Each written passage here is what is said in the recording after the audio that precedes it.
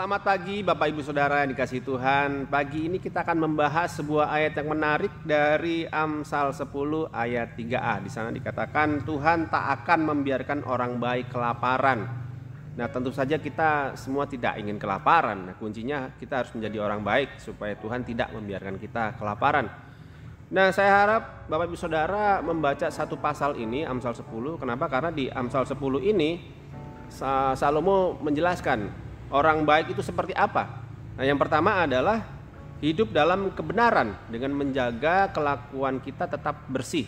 Kalau di peribahasa Afrika dikatakan don't spit on your well. Jangan melakukan hal-hal yang buruk di tempat di mana kita bekerja. Itu Saudara, artinya begitu. Nah, kalau di Amsal 10 ayat 2, 6 dan 9 sana dikatakan harta benda yang diperoleh dengan kefasikan tidak berguna, tetapi kebenaran menyelamatkan orang dari maut. Sedangkan di ayat ke-6 dikatakan berkat ada di atas kepala orang benar. Jadi kita harus jadi orang benar, saudara.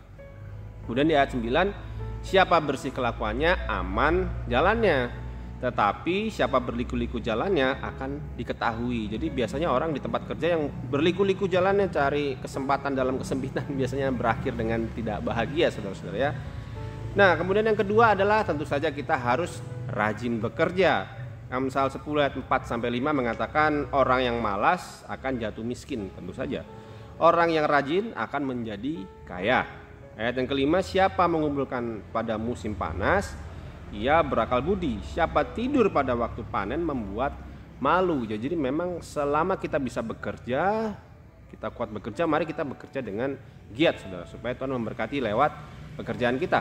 Nah, kemudian yang ketiga adalah ini yang penting, saudara, mengendalikan ucapan atau kita bisa menahan perkataan kita ya.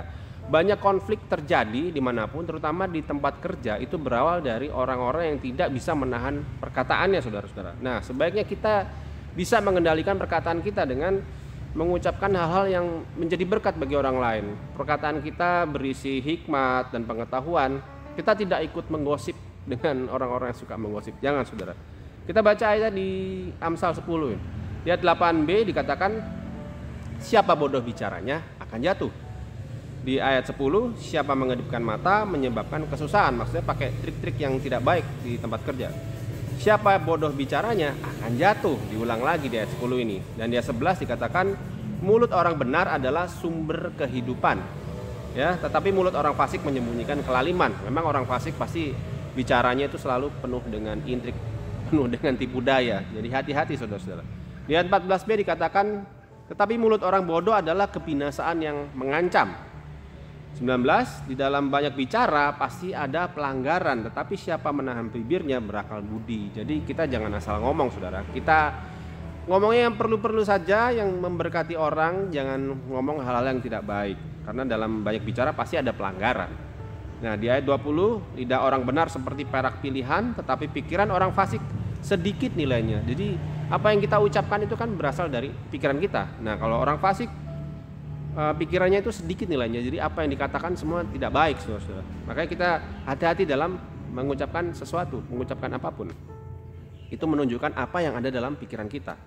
Kalau di ayat 31 dikatakan mulut orang benar mengeluarkan hikmat, tapi lidah bercabang akan dikerat. Jadi kalau ngomong A ya A, B ya B. Jadi kita jadi orang yang bisa dipercaya. Lidah kita jangan bercabang seperti ular, saudara. Ayat 32, bibir orang benar tahu akan hal yang menyenangkan, tetapi mulut orang fasik hanya tahu tipu muslihat. Jadi kita tahu lah bagaimana kita ngomong yang bukan maksudnya menyenangkan hati orang lain, tapi perkataan kita memang menyenangkan buat semua orang, saudara. Kita menjadi berkat bagi semua orang. Nah, kemudian yang keempat adalah orang baik itu di tempat kerja itu teachable, artinya bisa diajar, taat. Taat pada siapa? Tentu saja pada atasan. Kalau di tempat bisnis kita taat kepada mentor bisnis kita. Ya, siapa yang mengajari kita di bisnis itu yang lebih berpengalaman, kita taat pada mereka.